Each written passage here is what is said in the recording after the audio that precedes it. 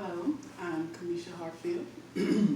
My speech will be female professional athlete versus male professional athletes. Should professional female athletes get paid the same pay as professional men athletes? I think they should. I have attended a WNBA game as well as a NBA game, and the atmosphere and the excitement are both the same. I will give you three examples of why professional female athletes should receive the same pay as male professional athletes. Number one, the female sports skills that they acquire over their years. Two will be advertisement, and three will be family. Young girls had to practice and grasp technical skills to advance in their sports category, meaning that they had to do a lot of skills to, like when they were young girls, of let's say basketball, to acquire the skills to over the years to become good at the sport that they're doing just as well as boys have to.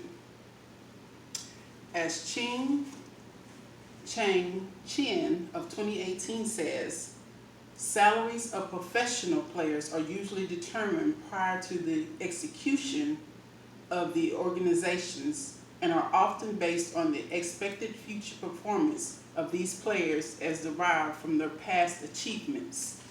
Meaning, like training, girls probably have to endure their childhood to have training, basketball camps, skills, and learn different basketball qualities, let's say that. And education-wise, as far as them getting ready through their elementary, middle school, and high school years to be fit to be in their sport of acquiring a scholarship for a major university or a major, I say, scout who's coming to see them from different universities to let them know, to see their abilities and their achievements and how well that they, accomplish themselves over the years of being in school, and then going on to college to fulfill more of their abilities and skills. Also, advertisement is my second reason why. Is because advertisement for professional women gives people more leeway and I think sexual appeal because of the professional female athletes give to commercial ads, commercials, brand names, and all of that.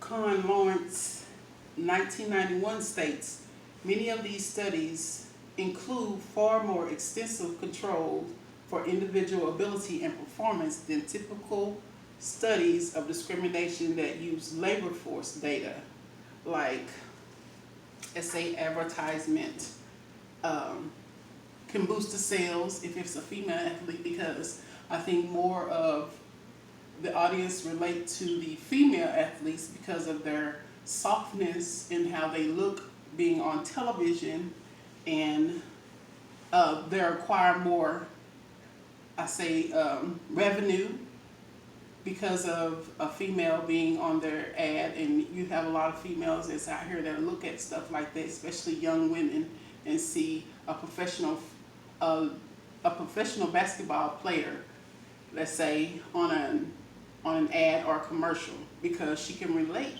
to seeing a female doing different things and having the future to say that yes, I can become a professional athlete myself, and can give people better knowledge of professional athletes, professional female athletes, like being in commercial or brand names, and their fan base will be more a higher and more of acquaintance of of their audience and fans if they see them worldwide on television and all of that.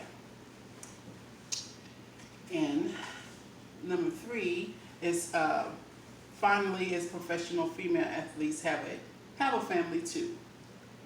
And I'm touching on this subject because as far as male athletes, you know, their salary caps are really higher than females because of the fact that, you know, professional females have families just as well as a male professional athlete does.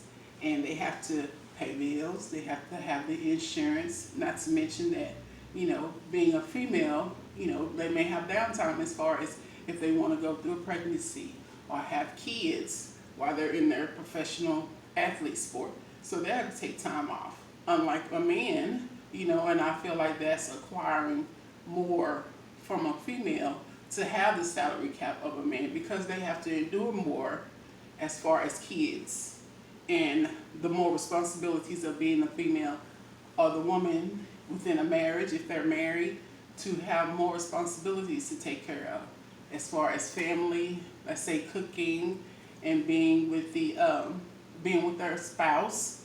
And also they might have, you know, they would if they had the salary cap of a professional male, then they wouldn't have to do like the side jobs, or if they have to acquire something else besides what they love to do, and that's play sports. So if they were able to get that cap and salary cap of what a professional male athlete gets, then they wouldn't have to worry about, let's say, like I said before, an extra job to pay for bills, or, you know, stressing out, or if they're gonna, you know, if let's say if they get injured in the game, what do they have to fall back on if they don't have the acquired contract as far as a male professional athlete does, and the endorsements of what they have.